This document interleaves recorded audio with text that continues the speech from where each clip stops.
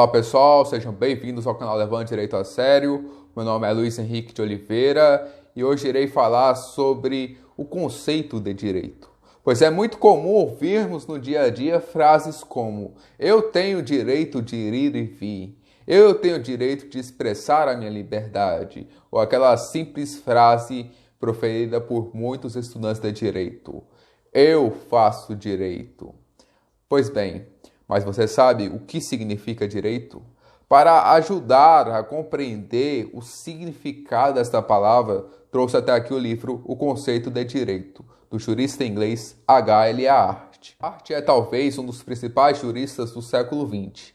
Hart é um juspositivista, mas ele se difere dos demais juspositivistas, pois ele praticamente inventou um juspositivismo próprio, o chamado juspositivismo analítico. E este juspositivismo analítico surge após Hart ser influenciado pela efervescência analítica da escola de Oxford, logo após a Segunda Guerra Mundial, e também pelo filósofo da linguagem Ludwig Wittgenstein.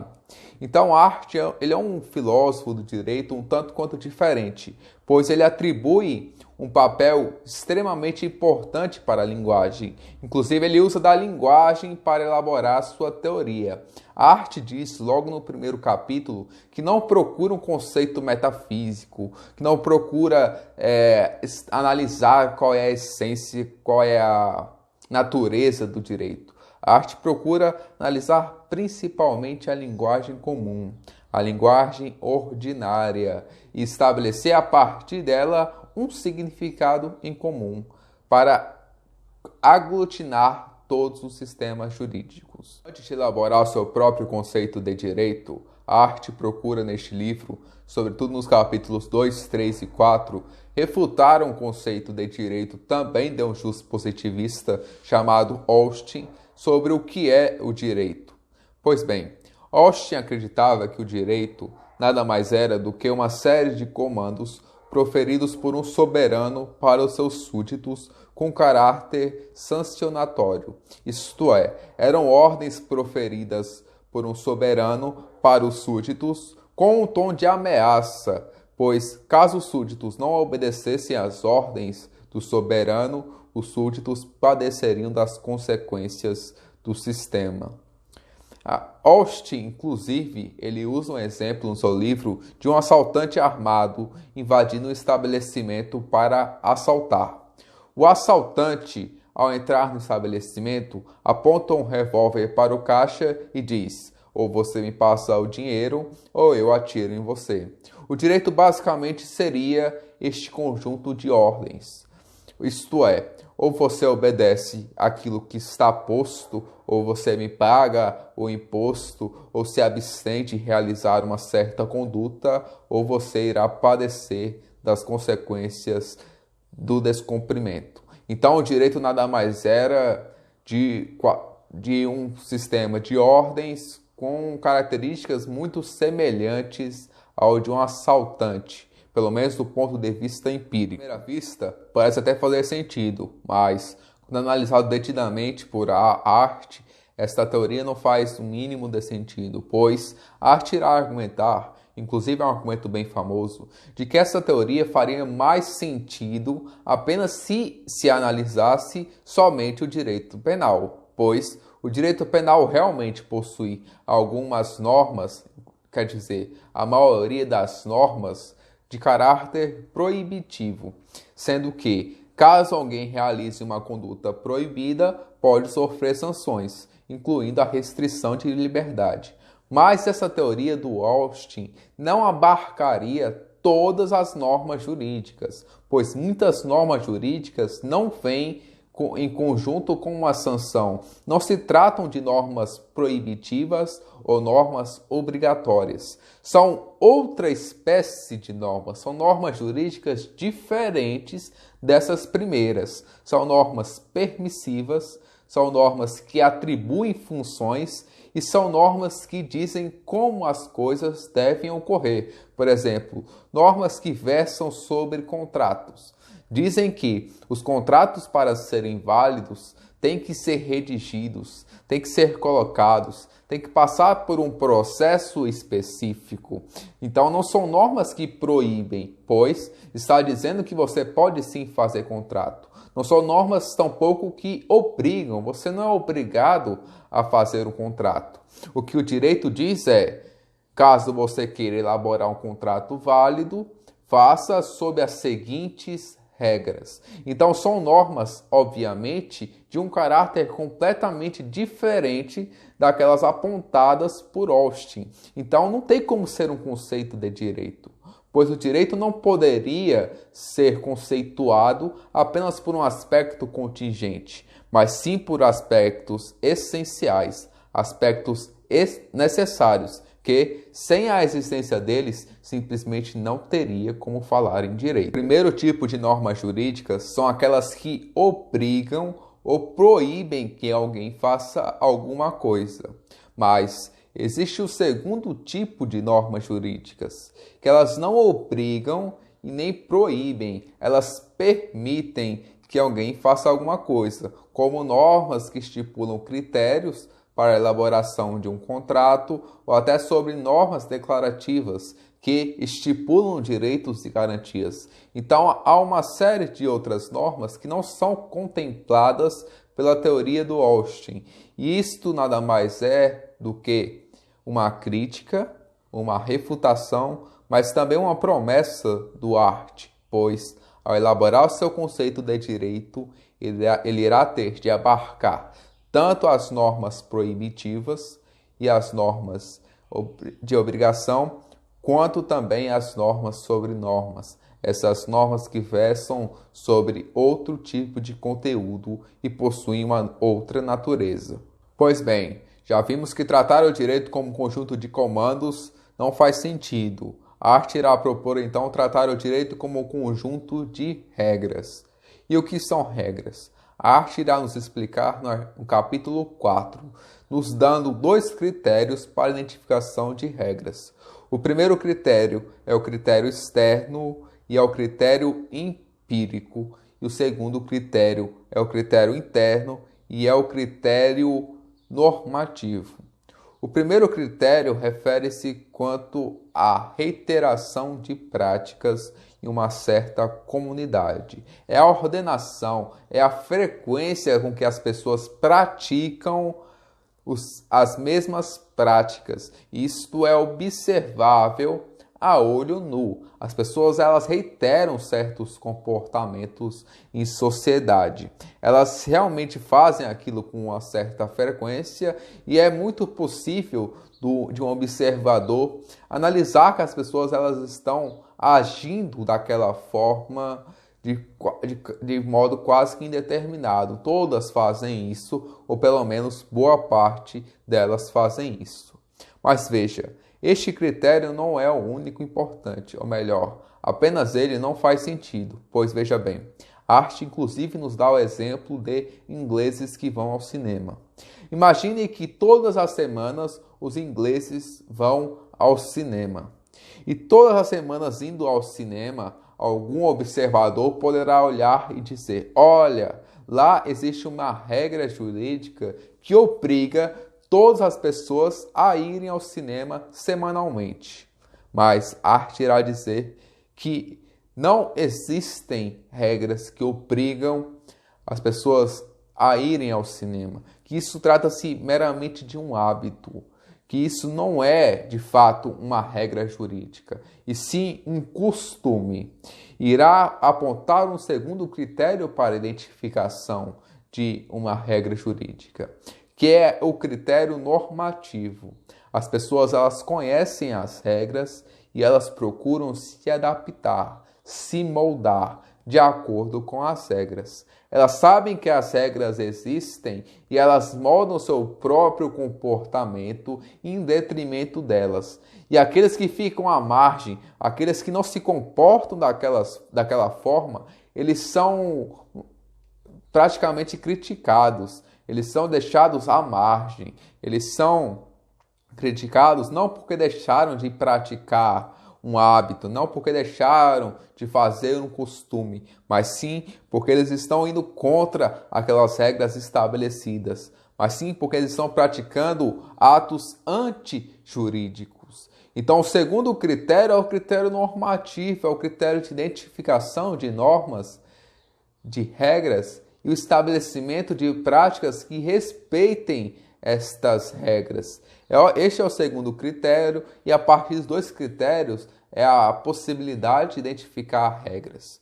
Recapitulando, as duas possibilidades de identificação são conjuntas e são empírica e normativa. As pessoas obedecem às regras e o sentido interno, o sentido mental, as pessoas se adaptam àquelas regras mentalmente e conferem a elas uma espécie de legitimidade, uma espécie de respeito. Justamente por se adaptarem àquelas regras, considerarem elas obrigatórias e justamente por ser necessários que hajam práticas reiteradas na sociedade, a arte descarta completamente a existência de regras ineficazes, regras que ficam apenas no papel, regras que não são seguidas. As regras, para serem realmente regras válidas, segundo a arte, têm que ser seguidas, respeitadas e aplicadas.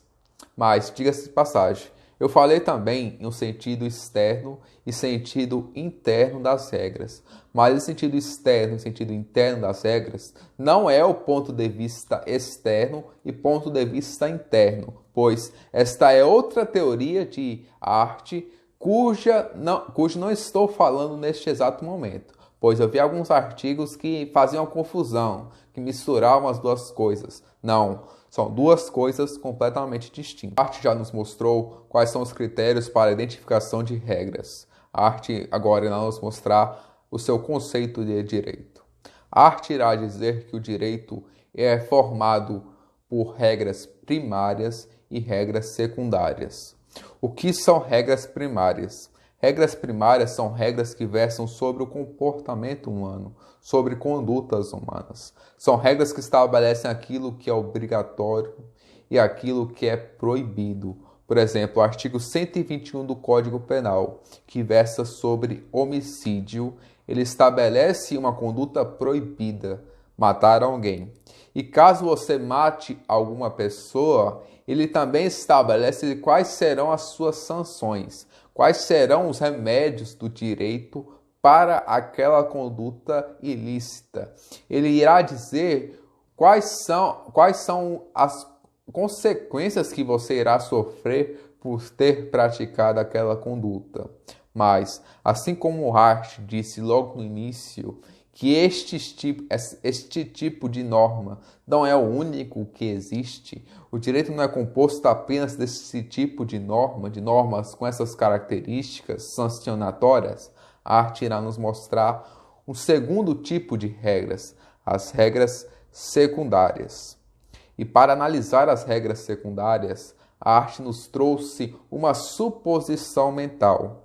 Alguns dizem que é uma suposição mental e alguns dizem que a arte estava descrevendo como funcionavam as tribos, como funcionavam comunidades primitivas.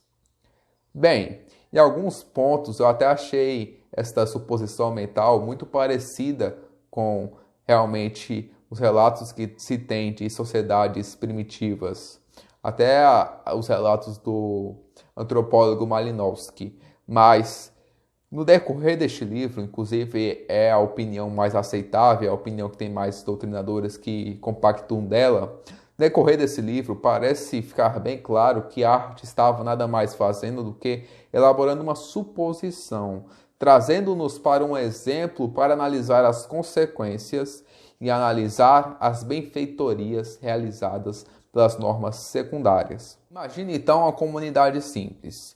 Uma comunidade em que não há um poder judiciário, em que não há um poder legislativo e que não há tampouco um poder executivo. É uma comunidade de participantes em que há apenas regras primárias, apenas regras sobre condutas. Quais seriam as consequências deste tipo de sociedade? Art irá nos apontar 3 problemas. O primeiro problema é o problema da incerteza, pois os indivíduos dessa comunidade de participantes, eles não teriam certeza do que é proibido e até em que ponto esta proibição ela se abrange e afeta as suas condutas. Eles seriam pegos praticamente de sobressalto, pois eles não saberiam até que ponto as suas condutas eram de fato proibidas. Eles poderiam saber efetivamente que matar uma pessoa era proibido, mas se você matasse uma pessoa que estava te atacando, você saberia dizer que isto não era proibido? Você saberia abarcar o escopo de aplicação desta regra primária? Existiriam de fato muitos conflitos. Outro ponto que o Art indica neste mesmo problema da incerteza é o problema se as regras são válidas ou não são válidas. Como é que você irá saber se as regras são válidas, sendo que não há nenhum grupo destinado, incumbido para a elaboração dessas regras? Você não sabe disso, você segue as regras, mas você não sabe até que ponto elas são válidas e até que ponto elas são realmente interpretadas como válidas também pelas outras pessoas. Há uma incerteza geral entre os participantes de uma comunidade deste tipo, sem regras explícitas, tanto em relação ao seu conteúdo quanto à sua origem, por exemplo, originada dos costumes, como no Common Law ou no Civil Law de um corpo legislativo. O segundo problema dessa comunidade é o caráter estático. A arte parte do pressuposto de que a comunidade vai alterando, vão nascendo outras pessoas, ocorrem adversidades por causa da temperatura, do ambiente, e as regras continuam as mesmas. Como não há um corpo legislativo, como não há pessoas que são aptas a alterarem aquelas regras, elas são estáticas, elas não mudam, elas não são dinâmicas, elas não se alteram de acordo com as mudanças, elas permanecem inatas, elas permanecem idênticas. Imagine então se as nossas regras de hoje, de 2019, fossem as mesmas de 1919. Imagine se não houvesse novas regras sendo realizadas com frequência. Então, como essa comunidade apenas de regras primárias, não havia um corpo legislativo, não havia nenhuma espécie de procedimento para alteração, para a retirada de regras antigas e para a criação de novas regras, o direito era aquele proto-direito, que é direito primitivo, ele era extremamente estático e isso era um problema. O terceiro problema é o problema da eficiência.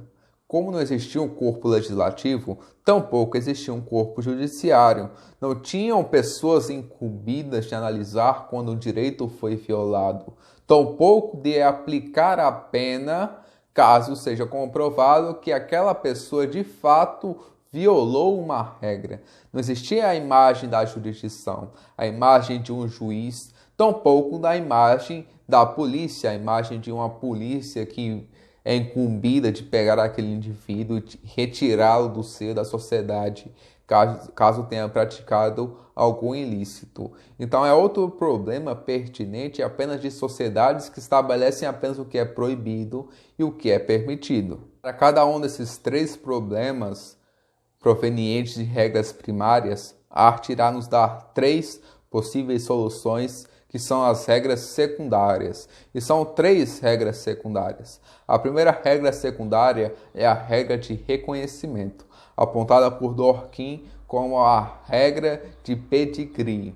O que seria essa regra de pedigree? Seria a regra que indicaria a existência de um direito, a existência de um escopo de uma regra quanto à sua aplicação e quanto à sua validade. Seria basicamente demonstrar que aquela regra era de fato válida e que ela precisava ser seguida para estancar o problema da incerteza. Recapitulando, o problema da incerteza era que não se sabia de fato qual era o escopo, até onde se estendia aquela regra e se ela era de fato válida. E o Art irá nos dar a solução, a regra de reconhecimento, que nos ajudará a compreender quando uma regra é de fato válida. E para o estabelecimento dessa regra, desse critério, tem vários, pode ser tanto pela sua fonte, você analisa que uma regra é válida e que precisa ser seguida porque ela foi emanada de um Estado soberano. Também tem critério quanto ao seu conteúdo, analisando se uma regra ela de fato segue alguns parâmetros morais estabelecidos socialmente e, caso siga esses parâmetros socialmente, que ela deve ser seguida pelos outros participantes. Enfim, há vários critérios para estabelecimento de regras válidas através da regra de reconhecimento, uma regra secundária. A segunda regra secundária proposta por Hart é a regra de alteração.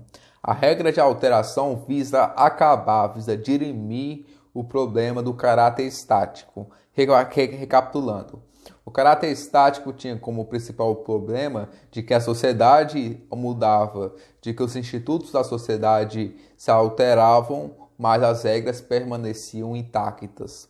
E essa possibilidade de alteração, essa regra de alteração, visa justamente a criação de um corpo legislativo, da incumbência de certos indivíduos de legislarem, de estabelecerem novas regras, de retirar regras antigas, regras ultrapassadas, para que isso tire o problema destas regras que não tinham mais tanta conexão com aquele estágio de evolução.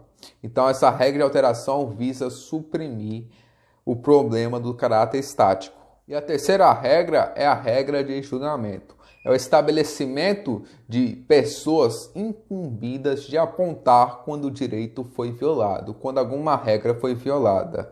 É o exercício da jurisdição, é o apontamento de uma regra violada e o estabelecimento de uma sanção realizada por outro grupo de indivíduos com a incumbência de fazer isto. Nada mais é do que o surgimento de um poder judiciário, de um poder com o intuito de julgar as pessoas e de infligir a elas as consequências de praticar aqueles atos. Então, Hart, com essas três soluções, essas três regras secundárias, ele tenta demonstrar como as regras primárias e secundárias são imprescindíveis para o direito, demonstrando essa comunidade artificial proveniente de uma suposição mental a evolução do direito.